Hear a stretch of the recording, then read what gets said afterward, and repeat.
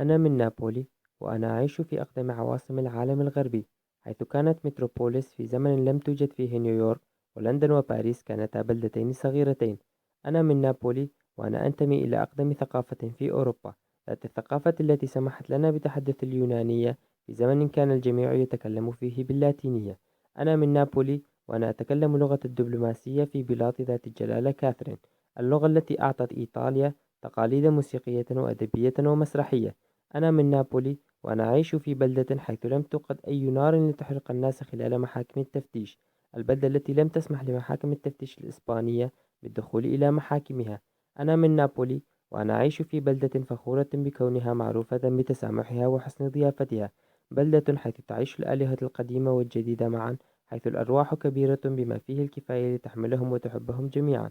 أنا من نابولي، وأنا أعيش في البلدة التي اخترعت الإسبريسو، القهوة التي كانت تقدم مجانا للغرباء الذين لم تعرفهم قط، كي لا يشعر أحد بالفقر لدرجة لا تسمح له بالحصول على فنجان من القهوة. أنا من نابولي، وأعيش في بلدة حتى في أقصى درجات عظمتها لم تغزو بلدان أخرى للهيمنة وحكم شعوبها بالسلاح. كنا نحتلهم دوما بالحب والأغاني والثقافة. أنا من نابولي، وأعيش في بلدة أعطت مع باريس معنى لكلمة فلانور: التجول، رغبة بالتجول للاستمتاع بمناظر حياة البشر. أنا من نابولي، وأنا أملك الحاضر والمستقبل، لأنه في هذه البلدة يبدأ كل شيء وينتهي كل شيء. أنا من نابولي، وقدري يعتمد على نقاء بيضة مدفونة بيد فيرجيليو الساحر عميقا في أسفل الأرض، حيث لا تستحق الحياة أن يغنى لها إذا لم تمتلك سحرا.